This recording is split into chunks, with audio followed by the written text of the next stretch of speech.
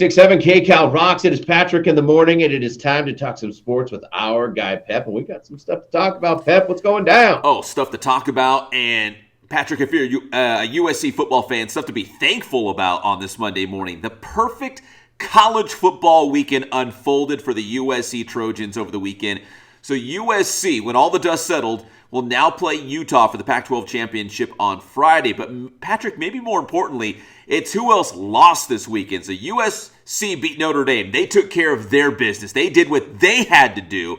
Right. But Michigan hammered Ohio State, right? Then we saw Oregon State beat the Oregon Ducks. And we saw LSU lose to Texas A&M.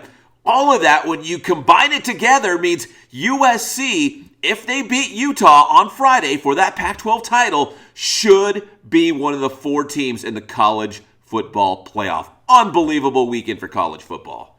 I hope they can beat Utah. What a tough assignment. I do not like it at all that Utah is the last hurdle to clear. However, USC deserves so much credit. All the talk before this game was how the offensive line of Notre Dame was going to dominate, and that is not what happened. We also saw a Heisman performance, maybe. Yeah. I mean, Caleb Williams, he looked like Patrick Mahomes out there, dude, to me. Yeah, what was it? I think over 500 total yards. I mean, the guy was unbelievable. Caleb Williams now is probably the front runner for the Heisman Trophy. What he's done, statistically speaking, but also for USC. USC hasn't been this relevant in a long time. And I think it's, Patrick, you bring up playing Utah Friday. I think it's poetic the Trojans get another shot at the Utes. It would be the perfect story for them. The only team they lost to all season long, and it was only by 1 point, but the only team they lost to all season long, they have a chance to go back and beat them to punch their ticket to the National Semifinals. Like, that is the perfect storyline for USC this week. I hope it all works out because the table is set for them, and good for them. Good for USC.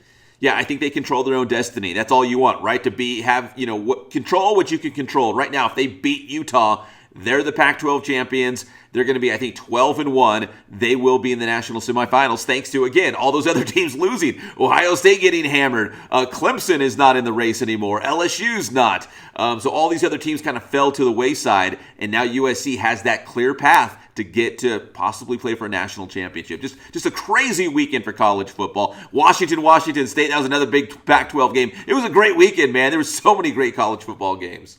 Yeah, there was. I mean, the most impressive ones to me were USC and Michigan. To go into the shoe and do damage like that, they look very tough. Yeah, and that's I bring up that game, but to drill down just a little bit deeper on Michigan and how that affects USC is that, if that was a close game between the Wolverines and the Buckeyes, college football might think, you know what?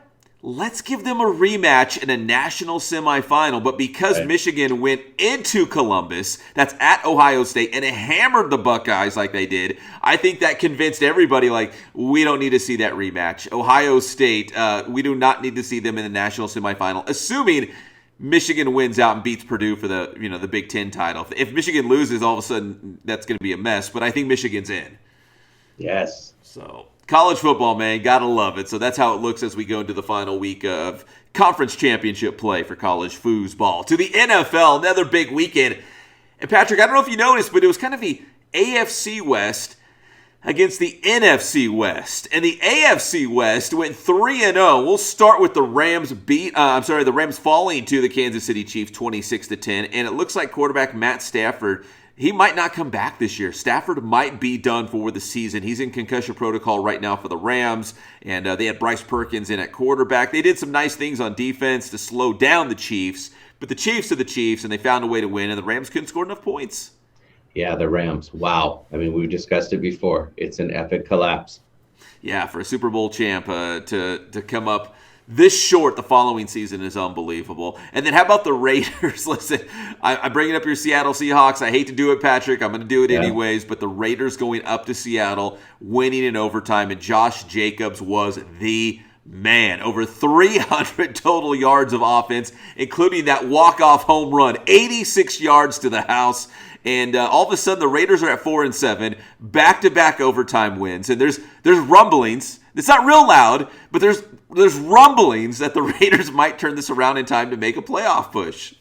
funny. It seems like, the world is falling and life is over. But I mean, here they are coming back. And it was a great game. It was very bittersweet for me because I had Joshua Jacobs on my fantasy team. So he's the Oh, reason I won this week, but he's also the reason I lost this week. yeah, man, that's bittersweet, I guess, in your position, being a fantasy owner and having your favorite Yes. team go down in the same weekend. But yeah, Yes. that was because again, Seattle's good. That's a good team, and to go on the road like that for Las Vegas, that's a good win for the Raiders, a good sign to back-to-back overtime wins for them. But because Seattle lost and the 49ers shut out New Orleans 13-0. Now the 49ers are all alone in first place in the NFC West. So the 49ers, with that dominant defense, they have not given up points in the second half in 4 consecutive games, man. San Francisco's defense is lights out. If you can't score on a team, you can't beat a team. So the 49ers are doing it with defense right now.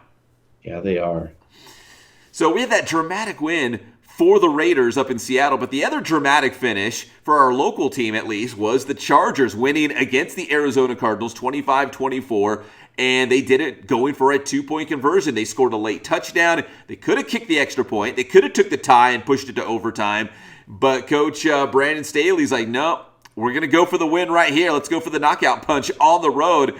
And Patrick, they got it. And some people might question it, but the fact that they did convert and they did get it, people are like, yeah, we like this guy. He takes some risks. He gambles a little bit, but it paid off. And the Chargers got a much-needed win on the road. You're right. He has been stung by some of his decisions, Brandon Staley, but he stuck to his guns and he did the same thing when he failed. He said, nope, I'm sticking to and look what happened. Now he's a genius. See, kind of proved a point. Exactly, right? Like, if you convert, you're a genius. Like, man, I like this guy. Got to take some risks. Go for the win. But if you don't convert, yeah, you're going to have to pay the piper on Monday morning when all these armchair quarterbacks come for your head saying, why did you do that? Just go to overtime, win it in OT. But he got it. So, sometimes it's going to work out. Sometimes it doesn't. But it did work out for the Chargers on Sunday. Yes. And one other quick quarterback note from last night. I don't know if you saw the Packers and the Eagles. Aaron Rodgers going down with an injury. First, we find out he's got like a broken thumb. And then he goes into the game and he gets injured in the third quarter. They call it like an oblique injury. It looks like the ribs. So Aaron Rodgers might be done for this season. I mean, who knows? Those rib injuries you don't mess around with. It is not good because did you hear from Aaron Rodgers? From his own mouth, he said he thought he punctured his lung. So that's not good. He's hurting bad. So the Packers, I believe, I don't have the record in front of me. I think they're 4-8 right now, and they're just fading in the NFC. And with Aaron Rodgers out and a very young offense, they got 2 good running backs, but the offense pretty young at the wide receiver spot. And if Jordan Love's going to play, if you're a Green Bay fan, I think you kind of look to next season at this point. And maybe it doesn't include Aaron Rodgers. Who knows? There was a great picture at the end of the game where they had Jordan Love next to Jalen Hurts, and it said, "Love hurts." Oh, So it's a very funny photo. It's very hilarious. That is funny. And that's the future. That could be the future for both teams right now. We'll see what Jordan Love does in Green Bay. And finally, Patrick, I know everyone's got World Cup fever across the Inland Empire, right? In fact, my neighbor kicked their soccer balls into my backyard, 2 of them. And All right. so I know they're in the backyard and in that World Cup fever. But the USA will play Iran. And if they beat Iran on Tuesday, if they win, they will advance to the round of 16. They will advance out of pool play. So kind of like the USC football team, they control their own destiny. You win, you advance. If you lose or even tie, it's no good. The World Cup is over for the Stars and Stripes. So that's a big game tomorrow morning. It really is. We saw Saudi Arabia knock out, or you go at Messi, and I mean that was very wow. You never know what's going to happen, but you're right. They gotta win this game. Yeah, and the United States is the favorite going into this game. Like, they should beat Iran, but we've seen crazier things happen. In fact, there's been so many upsets at this World Cup where these world heavyweights are getting knocked off. I think was it Morocco and Belgium, and they're rioting in the streets of Belgium because they lost, like burning cars and, crushing fire hydrants and water's going everywhere and fires and stores broken into. Like, it was just crazy because they lost to Morocco, a team that they should beat. Like, it's nuts across the rest of the world with this World Cup. We've seen it before. Definitely. We can relate to our sports. We'll keep you all up to date when we talk to Pep again on your Thursday. Pep, tell me how to get your stuff. Hey, get my stuff on Inland Sports, Instagram, Twitter, Facebook. We got the Inland Sports YouTube channel. You can check it out. A lot of local sports right now with high school football coming to an end with Champions crowned. Thanks, Pep.